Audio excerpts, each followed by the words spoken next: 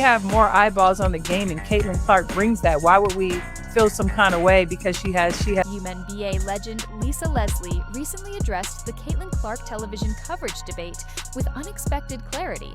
When questioned about the Indiana Fever's overwhelming presence on the national TV schedule, securing 41 out of 44 games, Leslie's response sparked widespread discussion.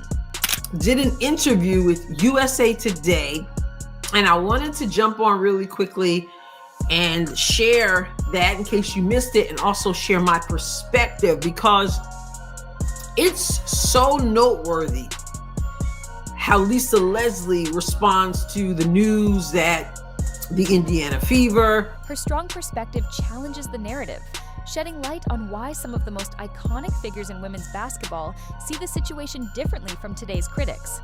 The numbers speak for themselves.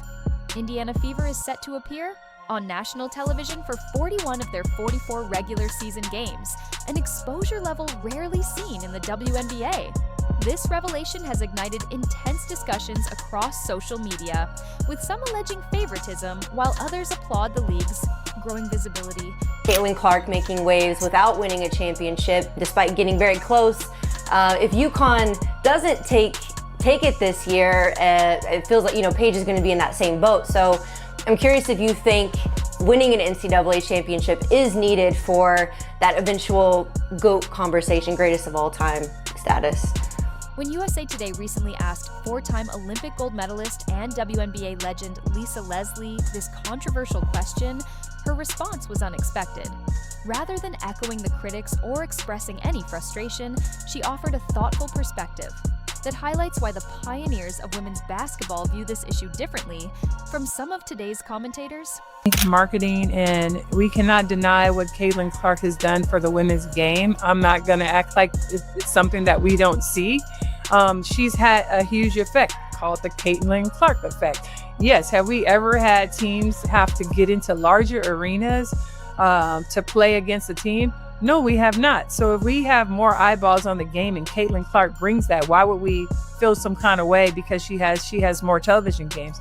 I think we have to understand that when one player eats, we all eat. And as we all get more opportunities, it just opens it up for everyone else. And I think Caitlin has said that even herself in certain interviews. And I love that. I love that she's not the player who's like, it's all about her. It's not. She's giving love and homage to those of us that have come before her. She shares the wealth with her teammates, and she doesn't have to do that. So I just don't, again, I don't know what the big deal is about the fact that Caitlin is getting a lot of love. She deserves that, and she's helped change this game just as a lot of other players have. But it is what it is. And I think that we are all benefiting from. I believe it all comes down to money and marketing. And we can't ignore what Caitlin Clark has contributed to women's basketball, Leslie stated confidently. I'm not going to pretend this isn't obvious. I was National Player of the Year. I won all of the individual awards. But sometimes, it's very hard to win a national championship, regardless of how much people talk about it like, oh, you have to have it.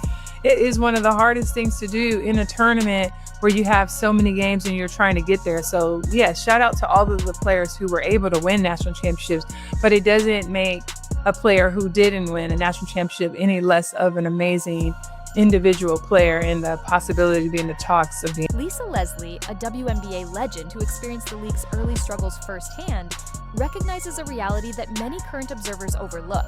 This level of attention is unprecedented and worth embracing. Have we ever seen teams moving to larger arenas just to accommodate one opponent? No, we haven't, Leslie pointed out, referencing venue changes across the league to host the massive crowds for Fever games. Her observation speaks volumes. Rather than viewing Caitlin Clark's impact through jealousy or skepticism, Leslie assesses it based on historical context, something she is uniquely qualified to do as a founding superstar of the league.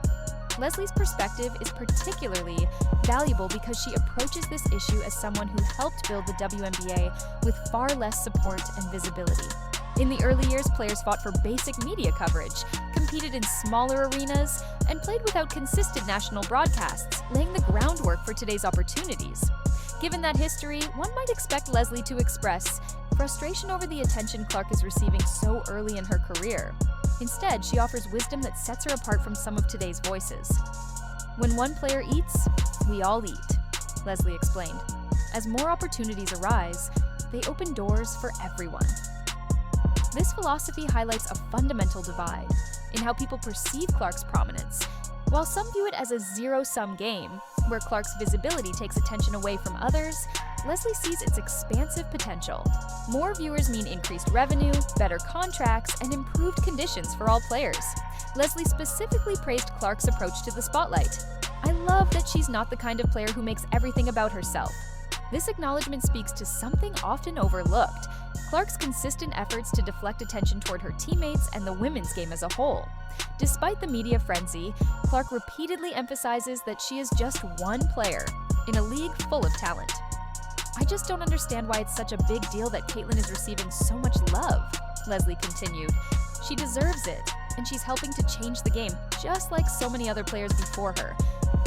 This statement underscores another key distinction in Leslie's perspective. Caitlin Clark just made headlines by rejecting a jaw-dropping regardless of impact. Her reason?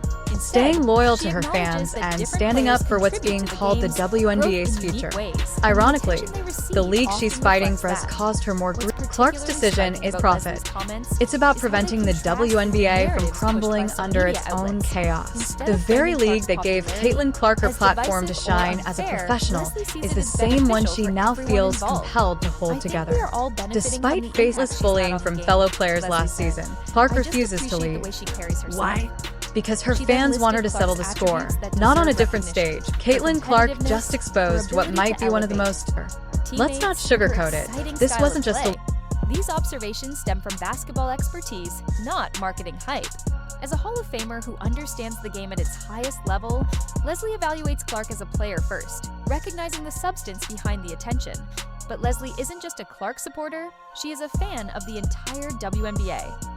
"I miss seeing Aja Wilson out there. To me, she's still one of the best players in the world," Leslie noted, also praising Breanna Stewart as one of the league's top talents. By mentioning these established stars, Leslie demonstrates that supporting Clark doesn't mean diminishing others. It's possible, and necessary, to recognize multiple forms of excellence simultaneously. Leslie also directly addressed the controversy surrounding national TV scheduling. "Are we really going to get upset about 5, 6, 10 fewer televised games? I don't think we should," she stated. "We now have access to watch these games in ways we never had before, and we need to appreciate that." Her perspective highlights a generational difference in how WNBA visibility is perceived. For pioneers like Leslie, who played when finding women's basketball on TV was nearly impossible, today's multi-platform availability represents massive progress. Compared to the league's overall growth and accessibility, a few games' difference in national TV scheduling seems minor. "I'm so thankful for her," Leslie said of Clark. "I'm thankful for all these women and for where this game is today. We have to step back and see the bigger picture, how it's impacting all of us." This perspective encapsulates Leslie's wisdom. Having been there from the beginning, she understands that the WNBA's growth has never been linear or perfectly equal. Each era has had different catalysts, different stars, and different opportunities. What makes Leslie's take particularly significant is that it aligns with the viewpoints of many of the WNBA's founding generation, voices that are often underrepresented in current media discussions.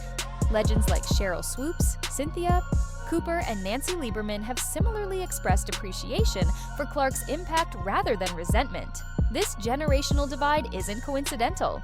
The pioneers of women's basketball face challenges that today's players don't: minimal salaries, second jobs, empty arenas, and a constant battle for media recognition. Because they lived through those struggles, they tend to view anything that brings more attention and resources to women's basketball as a positive development. Their perspective also reflects the spirit of the early WNBA. While rivalries and competition existed, the league was united by a shared mission to prove that women's basketball deserved to exist as a professional sport. This sense of collective purpose sometimes seems less evident today, as modern dynamics shift due to social media, financial stakes, and the league's evolution. Leslie's comments cut through artificial narratives often imposed on Clark's situation. Media outlets frequently frame Clark's popularity as a source of tension, creating storylines that oversimplify the complex realities of the WNBA. Leslie refuses to engage in these divisive frameworks. Instead, she offers a nuanced perspective, one that acknowledges Clark's unique impact while celebrating the league's overall talent. Listen, she's a competitor, she's a trash talker, she makes players around her better, and she's exciting to watch, Leslie emphasized, focusing on basketball attributes rather than external narratives. Too often, discussions about Clark become proxies for broader cultural debates, distracting from the actual game and its development. Leslie also highlights an important reality in women's sports. Visibility has never been distributed equally. Star players have always received disproportionate coverage, from Cheryl Miller to Leslie herself, from Sue Bird to A'ja Wilson. Clark's situation is unique not because she receives more attention than others, but because of the magnitude of that attention early in her career. However, the principle remains the same. Star power drives interest, and interest fuels growth. Leslie's practical approach to TV scheduling reflects this understanding. Are we really going to get upset over a few games? I don't think we should, she reiterated, urging a focus on the league's overall growth rather than short-term disparities. We now have access to watch these games like never before, and we have to appreciate that, Leslie added, pointing to the vast improvements in media coverage since her playing days. When she was on the court, women's basketball coverage required searching TV listings and hoping for broadcasts. Today, with streaming services, league pass options, and social media, fans can follow any team or player with unprecedented ease. Leslie also acknowledges the long-term impact of Clark's presence.